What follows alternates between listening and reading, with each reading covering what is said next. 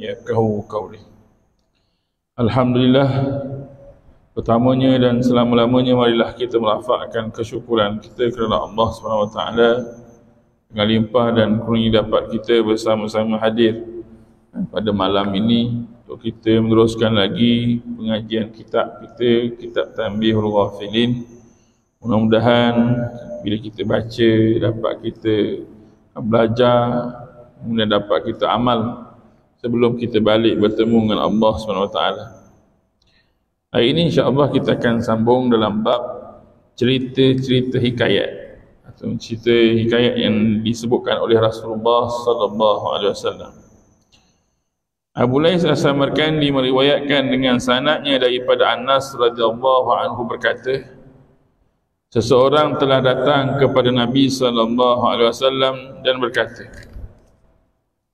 "Ya Rasulullah, apakah saya akan terhalang untuk masuk ke dalam syurga kerana hitamku atau buruk mata mukaku?" Jawab Nabi sallallahu alaihi wasallam, "Tidak. Demi Allah yang jiwaku di tangannya, selama engkau yakin kepada Tuhanmu dan percaya kepada ajaran Rasulmu, maka kamu akan dapat masuk syurga."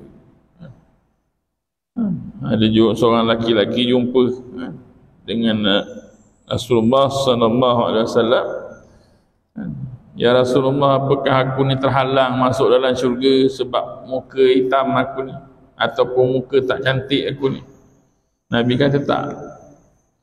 Sesungguhnya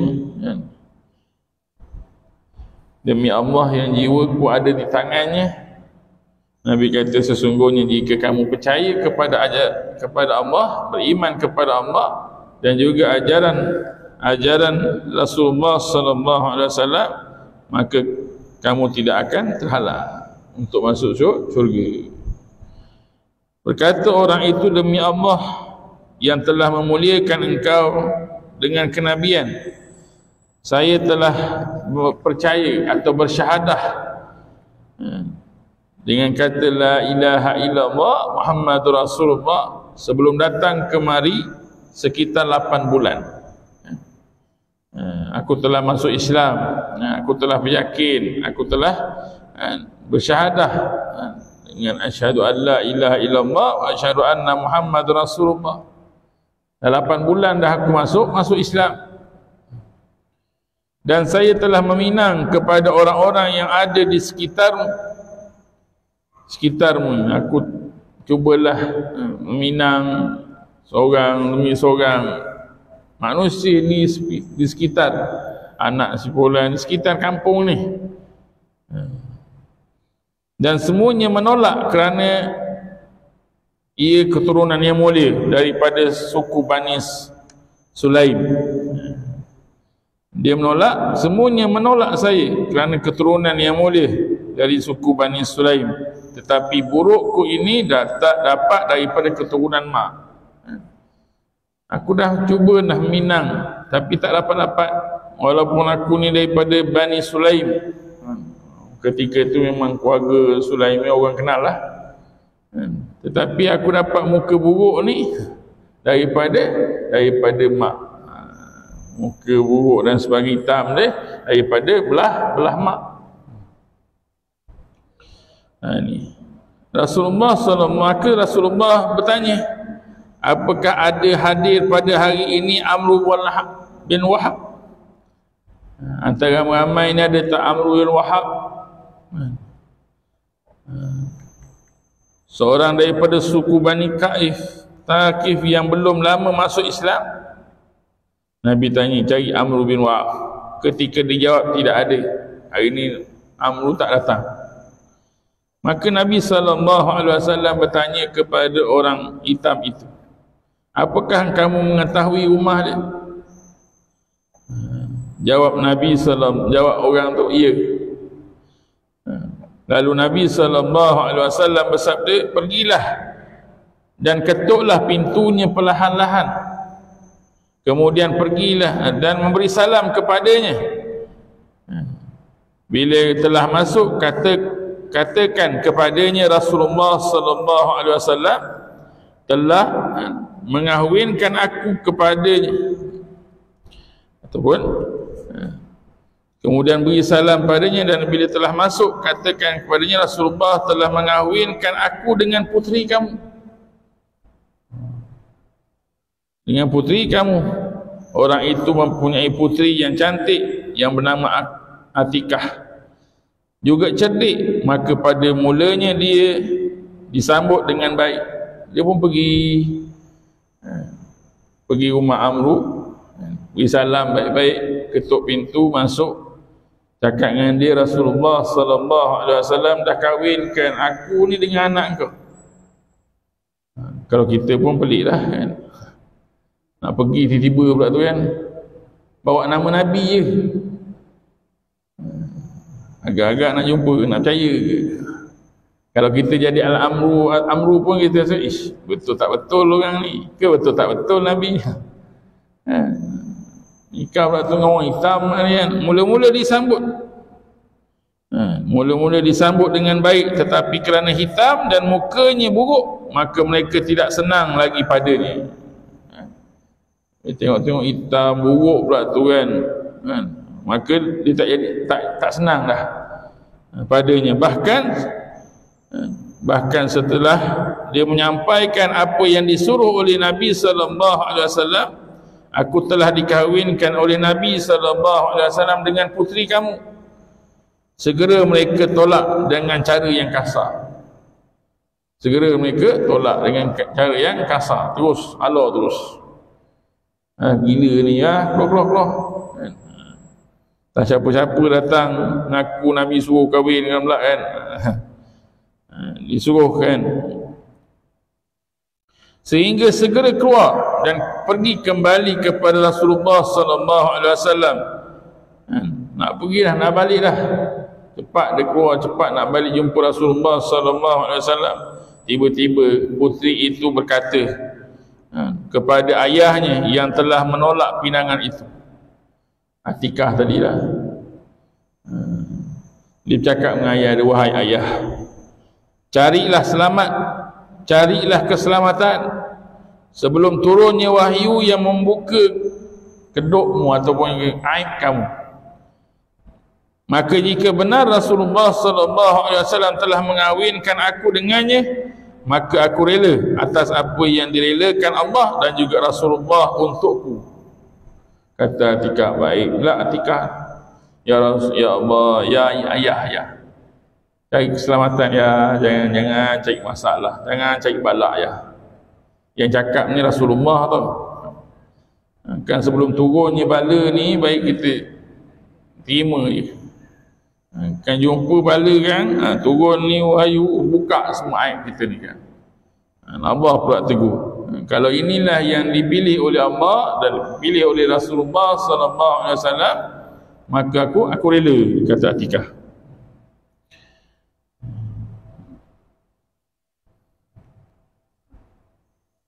Maka pergilah ayah itu kepada Rasulullah. Pergi ayah dia jumpa Rasulullah, dan ketika sampai di majlis, Nabi sallallahu alaihi wasallam langsung ditegur, kamu telah menolak pinangan Rasulullah. Adakah kamu tolak pinangan Rasulullah? Jawabnya, benar, tetapi saya minta ampun pada Allah sebab saya sangka itu bohong, itu dusta. Adapun bila dia benar-benar, maka saya terima dan saya kahwinkan dia. Benar. Kau tolak kan? Nabi tanya datang-datang je, kau tolak kan pinangan Rasulullah? Ya Rasulullah, aku ingat main-main. Ingat main-main, tapi kalau tengok betul ni, tak apalah, aku nikahkan dia, aku kahwinkan dia dengan anak aku. Dan kami berlindung jangan sampai terkena muka Allah dan juga murka atau marahnya Rasulullah sallallahu alaihi wasallam. Maka dikahwinkan dengan mahar 400 dirham. 400 dirham boleh kahwin, tapi dengan 400 dirham. Maka Rasulullah sallallahu alaihi wasallam menyuruh calon suami tadi, iaitu orang hitam tadi yang bernama Sa'ad bin Sulaim, pergi kepada isterinya dan masuk padanya. Jawab orang itu, demi Allah yang mengutuskan yang hak dengan hak sebagai Nabi, saya tidak punya apa-apa ya Rasulullah, sehingga kan akan minta kepada saudara-saudaraku, ya Rasulullah betul aku nak kahwin tapi aku tak ada duit ni, 400 dirham banyak ni. Satu dirham je RM30 ke 40 sekarang ni, tak tahu kan. Ali dengan 400, oi banyak kan. Dia kata apa? Maka Nabi SAW bersabda, mahar untuk isteri kamu ditanggung oleh 3 orang daripada kaum muslimin. Kau jangan risau lah. Mahar kau tadi kan, 400 dirham kan, akan ditanggung oleh sahabat-sahabat. Yang pertama, pergilah kamu kepada Uthman bin Affan dan minta daripadanya 200 dirham. Maka pergilah dia dan diberi oleh Uthman, bahkan dilebihkannya. Kemudian disuruh pula pergi kepada Abdurrahman bin Auf untuk menerima 200 dirham. Maka pergilah dia dan diberikan oleh Abdurrahman bin Auf. Kemudian disuruh pergi kepada Sayyidina Ali untuk meminta 200 dirham, dan juga dia diberikan lebih 200 dah dapat 600, lebih pula tu kan. Ditanggung tadi kan. Kemudian dia pun pergi ke pasar kan? Pergi ke pasar dan membeli oleh-oleh untuk isterinya. Dia pun beli duit 400 dirham tadi untuk mas kahwin ataupun untuk mahar. Kemudian yang 200 dirham bolehlah beli handbag ke hantaran, senang cerita kan. Beli handbag ya, dapat dia beli, pergi pasar kan. Habis cerita pergi pasar untuk beli oleh-oleh untuk isterinya. Tiba-tiba terdengar suara seruan jihad. Ya Khalilullah irkabi, wahai kuda Allah, berkendaanlah. Tengah-tengah nak beli barang, nak fikir nak beli apa, tiba-tiba ni, wahai orang Islam, standby, nak perang ni. Dah kita tekan dah ada dah. Kita tekan panggilan jihad, hayya 'ala jihad. Dah terkeluar dah. Juga terdengar seruan Rasulullah SAW, keluarlah untuk berjihad, keluarlah untuk berjihad. Maka dia pun melihat ke langit dan berdoa. Yang Sulaim tadi kan, Sa'ad bin Sulaim tadi, dia pun berdoa, ya Allah. Dia berdoa, ya Allah, Tuhan pencipta langit dan bumi, Tuhannya Muhammad SAW, saya akan gunakan wang ini pada sesuatu yang lebih disukai oleh Allah dan Rasulullah SAW dan kepentingan kaum muslimin. Lalu wang itu dibelikan kuda, pedang, tombak dan perisai. Lalu dia memperketatkan ikatan pelananya dan ikatan pinggangnya dan memakai topi, topi yang tutuplah sehingga hampir tidak kelihatan kecuali bulat mata dia. Pakai yang cantik, ada perisai dan sebagainya. Duit guna apa? Duit tadi duit hantaran. Tak guna tadi duit hantaran. Itu saat zaman Nabi. Kalau saat zaman sekarang ni, agak-agak kahwin ke pergi perang? Kahwin dulu kan. Nanti ni kan disebutkan Nabi SAW kan, sahabat Nabi, dia pun beli, hingga kan seorang sahabat pun tak kenal dia, hampir semua tidak. Lalu dia pun berdiri tegak di tengah-tengah barisan muhajirin, sehingga kan mereka bertanya-tanya, siapakah kenderaan kuda? Ia itu daripada kuda ni yang belum kami kenal ni. Sayyidina Ali kata, biarkanlah, kemungkinan dia daripada Bahrain ataupun dia daripada Syam. Dia datang untuk bertanyakan ajaran-ajaran agama. Kerana itu ia kini ingin mengorbankan dirinya untuk keselamatan. Kemudian orang hitam itu memaju ke barisan musuh dengan menggunakan pedang, tombaknya, dan memukul dan memenggal orang-orang kafir, sehingga kan tidak kuat kudanya, dan kemudian dia terpaksa turun daripada kuda sambil menyingsing lengan dia. Dan ketika itulah Rasulullah sallallahu alaihi wasallam dapat melihat hitam lengannya, langsung mengenali bahawa itu adalah Sa'ad dan berkata, adakah kau ni Sa'ad? Jawab dia, ya benar. Nabi sallallahu alaihi wasallam bersabda, untunglah nasib kamu.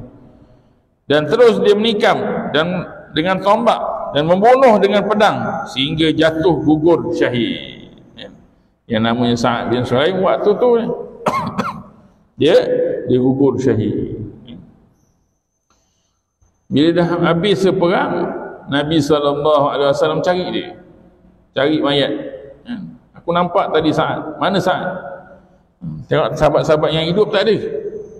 Tengok pada sahabat-sahabat kat medan perang, mana kok ada Sa'ad. Jumpa, menuju kepadanya, lalu diangkat kepalanya, diletakkan di atas pangkuan Nabi SAW sambil diusap-usapkan tanah yang melekat di mukanya dan berkata, alangkah harumnya bau kamu, alangkah kasihnya Allah dan Rasulullah kepada kamu. Kemudian Nabi menangis, kemudian Nabi ketawa, lalu memalingkan mukanya dan bersabda, kini telah sampai di haud ataupun telaga, demi Tuhan dia mempunyai Kaabah, demi Tuhan dia mempunyai Kaabah. Nabi usap muka dia dan sebagai bersihkan muka ini daripada tanah. Kemudian kata, alangkah harumnya bau kamu ni, kamu telah dihormat atau diridai oleh Allah, disukai oleh Allah dan juga disukai oleh Rasulullah sallallahu alaihi wasallam. Kami menangis sebab baru jumpa, baru tanya, baru uruskan perkahwinan dia, tiba-tiba dia mati.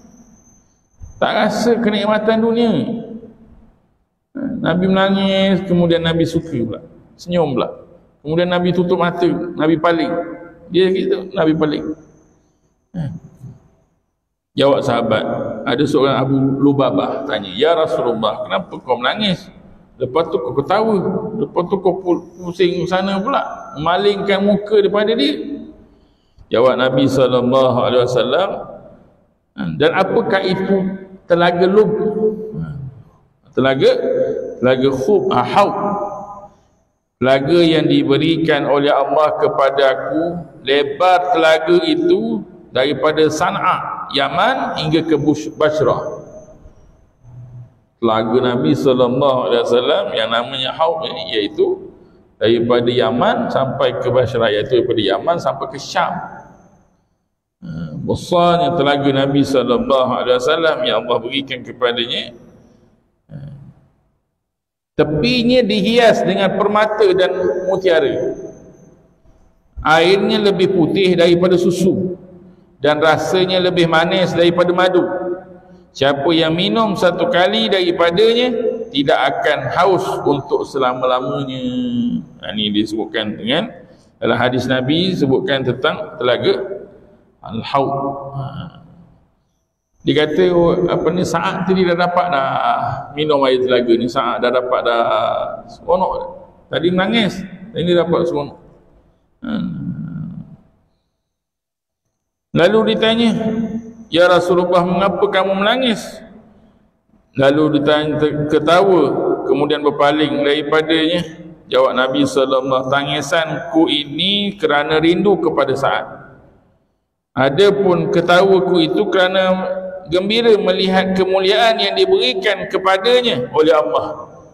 Adapun aku berpaling muka kerana melihat bakal-bakal isterinya daripada bidadari berebut-rebut mendekatinya sehingga terbuka betis mereka. Maka segera aku berpaling muka kerana malu. Kemudian Nabi SAW menyuruh mengumpulkan pedang, tombak dan kudanya untuk diserahkan kepada calon isterinya yang sudah diakad nikah, sambil diberitahu bahawa Allah telah mengawinkan Sa'ad pada bidadari yang lebih cantik daripada puteri kamu. Allah. Ambil tadi kuda, pedang, perisai tadi bagi pada isteri. Dia dah kahwin dah setuju dan sebagainya. Maka diberikan sesungguhnya Allah telah mengawinkan Sa'ad. Tadi kita agak-agak nak kawinkan Sa'ad dengan anak kau kan. Sekarang ni Allah bagi cash, bagi senang je bagi pada Sa'ad. Kawin pula bidadari yang lebih cantik daripada anak kau. Itu pula kata Nabi sallallahu alaihi wasallam. Waktu tuan-tuan rahmatullahi Allah SWT, kesimpulan yang pertama daripada kisah ni, yang pertama, muka buruk macam mana pun, bila kita ni beriman, bila kita ni beramal, bila kita ni jaga akhlak, maka tetap boleh masuk syurga, buruk macam mana pun kita. Sebab kita ataupun mereka cari redha Allah SWT. Redha Allah SWT, kasih sayang Allah SWT. Bila Allah sayang, minta apa pun Allah bagi. Itu juga Rasulullah SAW, bila kita baik, maka Allah pun akan tolong beri syafaat pada kita. Macam kita pergi haji, pergi umrah kan, tengok ada yang kita nampak baik, ada yang kita nampak kita tekan mukanya lah kan, yang kita nampaknya baik, yang nampaknya hitam dan sebagainya. Kadang-kadang maghrib sebelah kita ni orang India, isyak kan sebelah kita ni kan orang Bangladesh, orang Afrika, macam-macam. Itu semua untuk cari keredaan Allah SWT. Kita boleh nampak zahir je, kita tak boleh nampak batin dia, kita tak boleh nampak amal dia. Yakin dan percaya mungkin salah seorang daripada apa yang kita jumpa tu mungkin orang yang Allah sayang, Allah suka. Paling suka kita apabila tengah-tengah kita duduk kan, tiba-tiba dia doakan kita, Allahu Akbar. Dia pegang dada kita, lepas tu dia doakan, Allahumma salli ala sayyidina Muhammad wa ala ali sayyidina Muhammad. Pakcik ni kenapa pula kan, tiba-tiba dia pegang dada, dia baca doa tu, kita tak tahu dan kita tak tahu kan, usaha kita je kan, atas kita untuk dapatkan syafaat dan juga dapatkan pertolongan ataupun yang disebutkan dengan kasih sayang Allah SWT. Itu kisah yang pertama. Janji Allah tetap ada. Dan yang seterusnya, kisah yang kedua, Abu Lais meriwayatkan dengan sanadnya daripada Abdullah bin Umar radhiyallahu anhu berkata, di masa dahulu ada 3 orang yang sedang berjalan-jalan di atas bumi. Tiba-tiba hujan turun, maka mereka pun masuk ke dalam gua di bawah bukit. Dan ketika berada di sana, tiba-tiba batu besar jatuh daripada atas bukit, langsung menutup pintu gua, langsung menutupkan pintu gua, sehingga mereka berkata, hilang bekas dan putus berita, dan kini tidak ada bagi kami pelindung kecuali Allah dan amal soleh. Tak ada apa yang dapat tolong kita ni kecuali Allah dan amal soleh kita. Amal soleh kita. Daud, maka marilah kita berdoa kepada Allah dengan amal soleh yang telah kita buat. Semoga Allah itu, dengan itu Allah menghindarkan kami daripada bencana bahaya ini. Jom kita doa. Apa yang kita dah pernah buat, mungkin Allah terima amalan kita. Bila Allah terima amalan kita, Allah selamatkan kita daripada bahaya ini. Kita dah tak ada apa dah. Kita yang cuma ada Allah dengan amal soleh. Maka berkatalah orang yang pertama, ya Allah, Engkau mengetahui bahawa aku mempunyai sepupu perempuan, anak saudara pakcik aku, anak sepupu ni maknanya anak pakcik aku, yang cantik, yang telah menawan hatiku.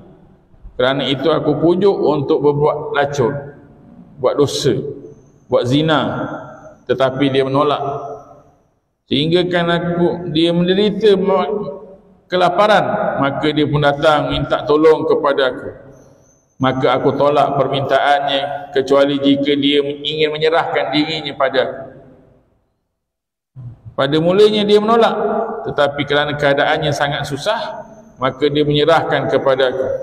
Dalam riwayat lain bahawa suaminya sakit, sedang dia mempunyai anak-anak yang masih kecil, dan dia sedang ditimpa oleh kesusahan makan. maka dia datang kepada aku minta tolong, tetapi aku tolak, kecuali jika dia menyerahkan dirinya kepada aku. Pada yang pertama, kedua dan yang ketiga dia menolak, tapi yang terakhirnya dia menyerah kepada aku dan berkata terserahlah kepada aku. Dah susah sangat. Maka ketika saya berada di atas dada, seperti biasa seorang laki-laki di atas suami isterinya, tiba-tiba dia gementar dan berkata, tidak halal bagi kamu membuka yang tertutup kecuali dengan hak. Dan janganlah, dalam hadis atau riwayat yang lain, bertakwalah kamu kepada Allah, janganlah kamu buka-buka tutup ini kecuali dengan hak. Bertakwalah kamu kepada Allah, janganlah buat macam ni, sesungguhnya kau tak ada hak nak buat apa-apa pada aku. Kalau kau ada hak tak apalah juga. Maka dia pun tersentak. Dia pun ketika itu saya tinggalkan dia dan saya beri padanya apa yang dia perlukan. Ya Allah, jika saya berbuat itu benar-benar kerana mengharapkan keredaan-Mu, maka hindarkanlah kami daripada bahaya itu. Bahaya itu. Aku pun tersentak bila dia cakap macam tu, redha pada Allah, takut terus, berhenti terus, ambil duit bagi terus, dah balik. Kalaulah yang itu ya Allah yang boleh menyebabkan kau redha pada aku ya Allah, kau hindarkan kami daripada bahaya ni ya Allah, kan? Ini disebutkan.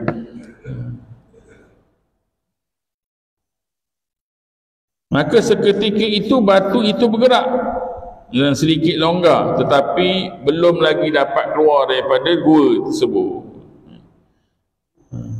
Gerak sikit, kan? Maknanya Allah tolong dia.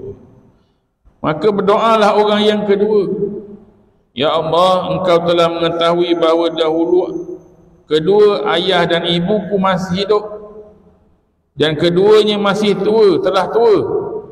Saya biasa memerahkan susu untuk keduanya sebelum yang lain-lain. Saya selalu balik je kerja, perah susu nak bagi pada mak ayah. Mak ayah dah tua. Mak ayah dah tua, sebelum bagi anak-anak ke isteri minum, aku dahulukan pada ayah dan juga ibuku. Tiba-tiba keduanya, pada satu hari ketika saya datang membawa susu untuk keduanya, tiba-tiba keduanya telah tidur. Maka saya segan untuk membangunkan keduanya. Saya juga berasa khawatir atas kambing-kambingku kalau dimakan oleh binatang buas. Tetapi saya tidak dapat meninggalkan ayah dan ibuku. Maka saya tunggu keduanya sehingga terbit fajar, sedangkan tempat sujud tetap di atas tangan. Malam tu satu hari dah bawa dah susu. Tengok mak ni, mak dah tidur, mak ayah dah tidur dah. Nak kejut segan. Nak kejut segan. Dia tidur dah, pegang. Dalam masa yang sama otak dalam fikir ni, otak ni, kambing belum tambat lagi, belum masuk kandang lagi, kan kena curi kan. Tapi mak ni nak bangun nanti, tunggu lah. Dia tunggu mak dia bangun sampai fajar, sampai pagi. Lepas je pagi, dia panaskan balik susu, dia bagi minum pada mak ayah. Kemudian dikata, ya Allah, jika perbuatanku benar-benar ikhlas untuk-Mu, maka hindarkanlah kami daripada bahaya ini. Maka terbukalah batu itu sedikit dan belum dapat keluar daripada gua. Buka lagi. Maka berdoalah yang ketiga, ya Allah, dahulu saya mempunyai buruh-buruh yang bekerja untukku dengan dapat upah satu mud makanan, satu cupak makanan. Siapa yang kerja satu hari dapat satu cupak. Maka apabila selesai pekerjaan buruh itu, saya bayar tunai upah dia. Habis je kerja bagi gaji hari lah, kan? Habis je kerja bayar tunai terus. Tiba-tiba ada seorang berkata, saya bekerja lebih baik, maka saya minta upah lebih. Saya tolak permintaan itu. Tiba-tiba dia marah.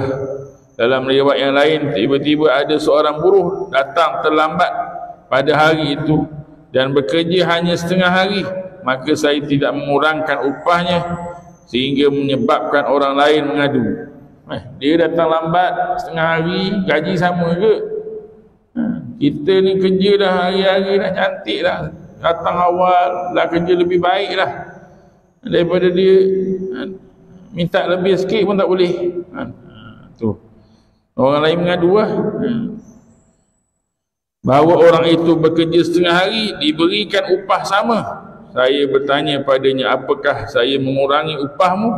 Tiba-tiba dia marah dan meninggalkan upah dia. Dia tak ambil. Dia tak ambil dah upah tadi yang 2 mud. Maka saya sisihkan yang 2 mud itu. Lalu saya tahan. Saya tahan sehingga dia berkembang menjadi kekayaan yang besar. Dia ambil tadi, dia ambil 2 makanan dia pun gunakan lagi, jadikan modal lain dan sebagainya. Maka dia buat. Dia buatkan kompor jadi perniagaan dengan upah tadi. Apabila berkembang, saya belikan lembu, kambing dan unta. Kemudian setelah lama datangnya orang itu menuntut kembali upahnya, haknya, sesudah dia berkata sangat hajat benar. Bos, gaji itu hari ada lagi tak? Saya nak minta boleh? Itu hari kan saya tak ambil kan? Saya nak ambil boleh? Dah tersesak sangat ni. Maka saya katakan kepadanya, lihatlah semua yang ada ini daripada ternakan kambing, lembu dan unta ini kamu punya. Saya dah buat modal duit kamu ni untuk buat ni kambing, unta, kambing, lembu ni semua milik kamu. Kemudian dia kata, ya Allah, jika saya berbuat benar-benar ikhlas untukmu, maka hindarkanlah kami daripada bahaya ini. Maka berpalinglah batu itu daripada pintu gua sehingga keluarlah ketiga orang itu. Hadis ini juga diriwayatkan oleh An-Nu'man bin Bashir daripada Rasulullah sallallahu alaihi wasallam, juga meriwayatkan hadis Al-Aqrab daripada, iaitu catatnya Ashab Kahfi, dan hadis ini juga diriwayatkan oleh beberapa para sahabat daripada Rasulullah sallallahu alaihi wasallam dengan lafaz yang berbeza-beza. Itu cerita daripada Rasulullah sallallahu alaihi wasallam tentang 3 orang. 3 orang yang menceritakan tentang amalan dia. Dan kemudian dimintakan keredaan Allah, keampunan Allah, mungkin pertolongan Allah SWT, kesan daripada amal dia. Itu tuan-tuan rahmatullahi Allah SWT. Kita banyakkan amal. Mudah-mudahan amalan ini boleh tolong kita di dunia dan juga tolong kita di akhirat. Bila pergi dalam kubur, begitu juga dalam kubur. Amalan-amalan kita yang dapat tolong kita, yang dapat bantu kita, mudah-mudahan dia juga akan kita lakukan, berceritakan berdasarkan kepada cerita-cerita hikayat Rasulullah sallallahu alaihi wasallam. Nabi selalu cerita pada sahabat-sahabat untuk memotivasikan para sahabat tentang amalan, kelebihan atau fadail salat, fadail amal. Dia sebutkan selalu kan, untuk apa? Untuk kita ingat ketika kita dunia dan juga ingat ketika di akhirat. Lepas tu tuan-tuan rahmatullahi Allah SWT, nanti kita akan sambung pada hadis yang ketiga, sebab panjang ni hadis yang ni. Nanti kita akan teruskan amalan ataupun hadis-hadis ni, bacaan hadis ni, untuk kita memotivasikan diri kita, insya-Allah. Marilah kita sama-sama beristighfar, mudah-mudahan Allah SWT mengampuni kita. Astaghfirullahalazim allazi la ilaha illa wal hayyul qayyum wa atubu ilayhi ila astudil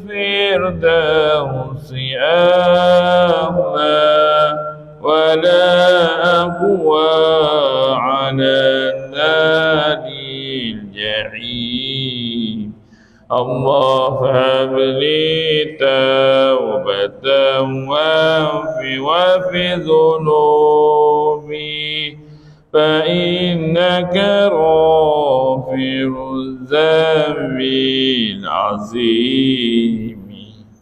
Tuhanku, aku tidak layak masuk syurgamu, namun tak upaya menghadapi api neraka. Terima taubatku dan ampunkan dosa-dosaku. Sesungguhnya Engkaulah pengampun dosa-dosa besar. Allahumma arhamna bil Qur'an waj'alhu lana imanan wa nuran wa hudan wa rahmah. اللهم ذكرنا منه ما نسينا علمنا منه ما جهلنا وارزقنا تلاوته آناء الليل وأطراف النهار واجعله لنا حجة يا رب العالمين. اللهم صل وسلم وبارك. Yang baik itu daripada Allah, yang kurang kelemahan saya sendiri. Ampun dan maaf kalau salah dan silap. Mudah-mudahan kita semua dirahmati oleh Allah SWT. Marilah kita sama-sama untuk mengental sebaik kefarah wassatul as. Bismillahirrahmanirrahim. Wal 'asr innal insana lafi khusr innal ladzina amanu wa 'amilus shalihat wa tawassaw bil haqq wa tawassaw bis sabr. Assalamualaikum warahmatullahi wabarakatuh.